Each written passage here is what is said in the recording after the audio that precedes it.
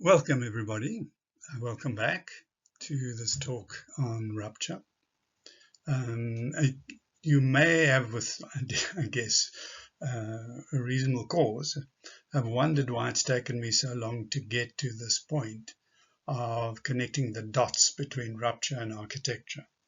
There's reason for that, and it has to do with wanting to make sure that the notion of rupture, and particularly its implications, is well understood.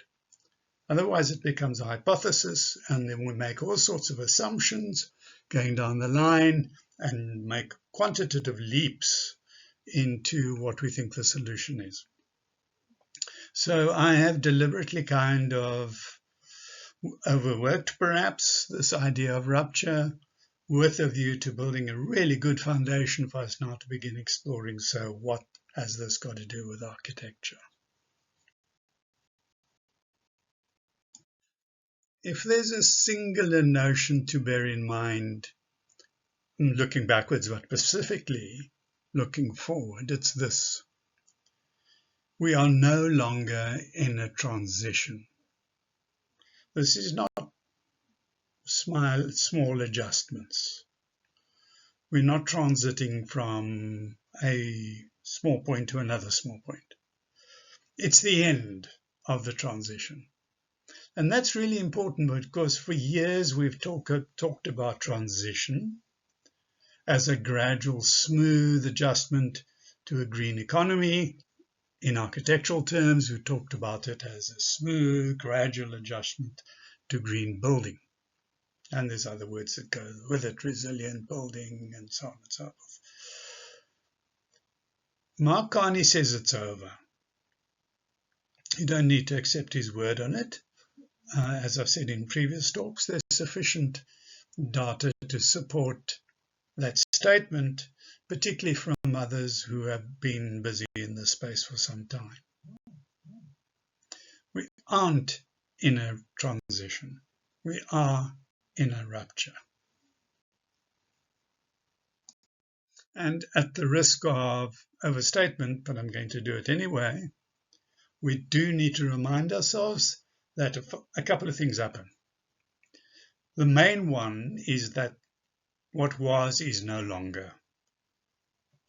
The caterpillar transition is a good example of rupture. In many ways. In many ways it's not as well, but in many ways it is. The main one is that once the caterpillar has started that process, and particularly when it has emerged as a butterfly, there is no way it can become a caterpillar again. Not going to happen. And that's quite remarkable when you think of that in terms of all the issues that we're facing with today. If this is a rupture, and I think there's good cause to say it is a rupture, that whatever we thought we were dealing with is actually not what we're dealing with anymore. Mark Carney says we shouldn't mourn it. That's an interesting statement, because our innate response is going to be, I don't want it to change, and used to this thing, and why can't it just continue? And typically in our profession, building construction, can't we just legislate it into remaining in the position where it was? No, we can't. But more than that, nostalgia is not a strategy. Missing what was is not going to help us understand what is.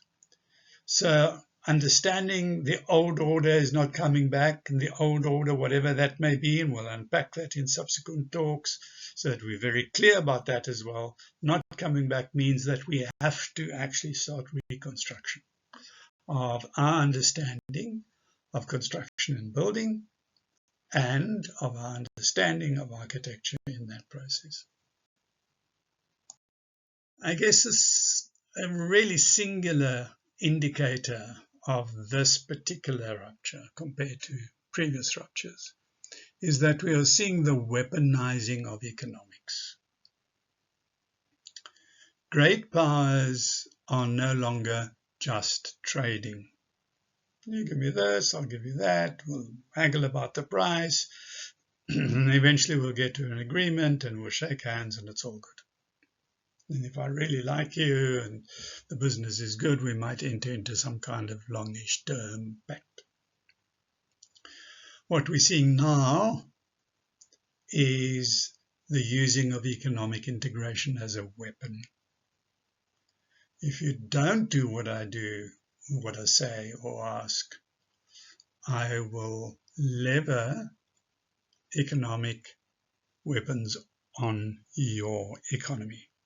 That takes the shape of tariffs. We know that one. We hear lots of that. Finance and supply chains are now all instruments of coercion rather than cooperation. In this value chain, building value chain, there's hardly an area that you can, with a degree of safety, identify and say that's free of weaponization.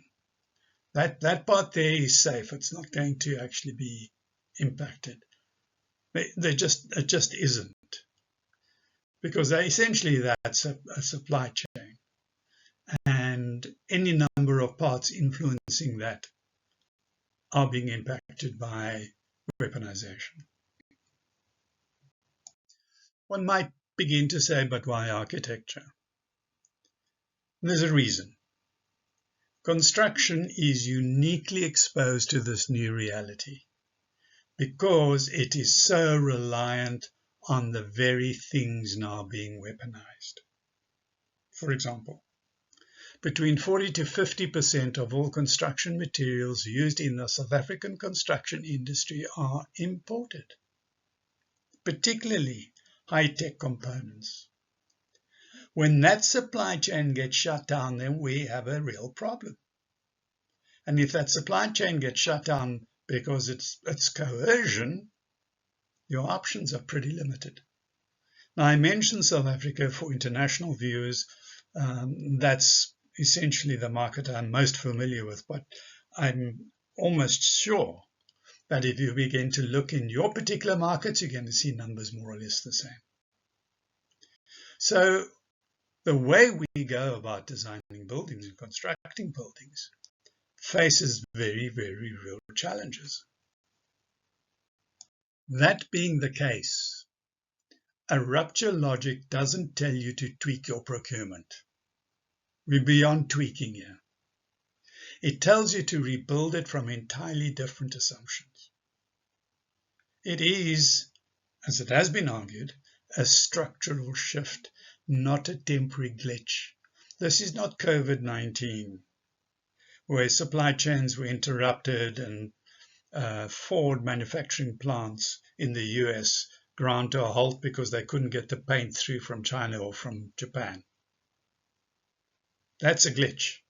It's a temporary glitch. They solved it. This is that to the order half. A structural shift is a fundamental pull out the building base and just let the whole thing collapse. It's Humpty Dumpty falling off the wall. You know how the rest of that nursery rhyme goes. Marconi also talks about pleasant fictions of the economy. I've kind of borrowed that term, the pleasant fictions of construction, where we think that some things will continue, and we think that because it's always been like that, and you can go back into history, and that is always how it's been done. Well, I've got a surprise for you. It's not true. And I'll take you through all of those ruptures and understand the very systemic collapses and restructuring that took place. But in our current industry, we have lived with this pleasant fiction, or a few of them. One, that carbon offsets are cheap. Number two, that building standards always converge. They don't. And number three, problematic for the construction industry, labor is a borderless commodity. That issue of borderless labor is becoming more and more transparent in South Africa. And then I don't even want to go right now into pleasant fictions in terms of the scene that's before you and how that fits into an industry that is trying to do what it's trying to do, but ignoring vast sections of the country. So the pressures of reality, in my view, are quite stark. Those fictions, carbon, so-called green, borderless labor, constant procurement chains, availability of skills, are all dissolving under the pressure of deglobalization and the reshoring of manufacturing. We have to be honest about the world as it is actually now, not how we wish it were. We have to take account these fundamental changes and build them into a new strategy for how we proceed from this point onwards. And that applies to all countries. That's not a South African reality. That is a global construction reality in each and every country. One of those strategies is autonomy. Might ring an alarm bell because it's one of the things that Mark Carney spoke about, so we have to be careful about understanding autonomy, whether that's even full autonomy is even possible in our world. Mark Carney makes the comment of restructuring relationships that are based essentially on understanding one's own autonomy and that autonomy of the other country with which you are going to trade. And so he uses this new buzzword, strategic autonomy. It's not complete autonomy. It's strategic autonomy. It has some real fundamental flaws. Most notably, in my view, is how does one start dealing with countries as trading partners whose ethics and values may not reflect yours, particularly around issues such as human rights, women's rights, fair practice, green, sustainability, etc. So this is not going to be easy. Developing some degree of baseline so that one doesn't begin to lose those credible components of your worldview becomes important. Do we cut off oil to Russia as punishment, but the moment our oil supplies are under threat in one part of the world, or we reopen the oil supplies from Russia?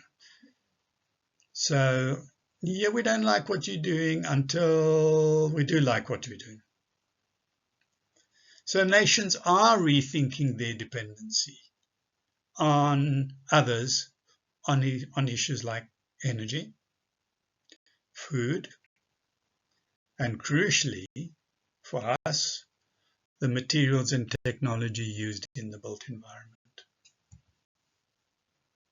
This is an interesting example of what one of the strategies Canada is embarking on.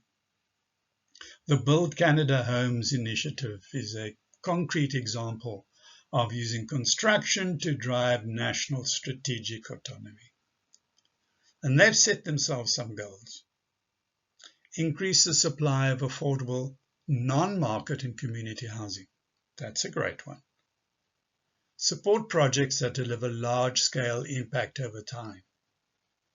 Use innovative building methods, such as factory-built, prefab and modular, and Canadian-sourced materials. Integrate modern methods of construction. Demonstrate financial viability and leverage other sources of funding. Demonstrate that Build Canada Homes support is essential to initiate construction. So here's a strategy, one of many, that looks at the construction sector and says, how do we build this autonomy in the construction sector? And at the same time, how do we get that to support autonomy within the Canadian economy? And we get a win on both sides, right? I love the fact, and we've highlighted it, two particular concepts: innovative building methods and modern methods of construction. Two strategies, curiously enough, that I've been arguing for since 2004. I don't know why it takes so long to get to these points, because all of this could have been established already. None of it is new. All of it could have been established already, and delivering on the key objectives of building affordable non-market and community housing while supporting scale impact over time. But there we are. That's how these things pan out. So here's Canada adopting one of a number of strategies that says we can solve two problems simultaneously. We can build Canadian autonomy, economic autonomy, by investing in innovative building methods and modern methods of construction. And to justify that, or to make that possible, we look at delivering large-scale impacts over time so that the scale is there. That's a good strategy. This is probably going to be the challenge for the profession. If we argue that it's not transition, it's rupture, then you've got to go from adaptation to redesign. But redesign what? If the world is fragmented and supply chains are disrupted deliberately, how does a building work? Well, it works with local materials. It works with modular systems for scale, just the way Canada's done it. And resilience is baked into the structure, not offset later. And that might be resilience across any number of operating areas of a building. We spoke earlier about finance and how finance has become geopoliticized. Even money is changing. Foreign investment in real estate is becoming geopolitically charged. Nations are now screening who owns their built assets more aggressively than before. It's actually quite an interesting question for a country. Who owns my built assets? And am I comfortable with that ownership, given rupture? Is that where I want ownership to be placed? So we sit with this paradox of construction. On one hand, construction is a victim of rupture through costs and tariffs, supply chain disruption. On the other hand, it's also the primary vehicle for response. Build Canada is an example. We can build the housing and the infrastructure that creates autonomy. In a sense, it's the individual building off grid. And the grid now is not just an electricity grid. And it's also not just the water grid and the wastewater grid and the other grids. It's actually a supply chain grid. We can build the housing infrastructure because we know how to do it. That creates autonomy across any number of grids. So maybe this is the moment to answer my question of why has it taken so long, 2004 to 2026, to get to a point where a new analytical lens is adopted. The tension is, on the one hand, between being a casualty and the other being a solution. But it is that tension which is exactly why rupture is such a powerful lens for us to look through. Because it's time to stop looking back and to start building for the world we actually live in. And find those solutions that are going to work across a number of grids. In the upcoming series on this, I'll start unpacking that one by one and constructing a picture of what that new paradigm might look like. Not nostalgic, dealing with reality as painful as it may be. Thank you. Please click on the like button if you've enjoyed this, and hit the subscribe button if you want to be alerted to upcoming talks, and take care until next time.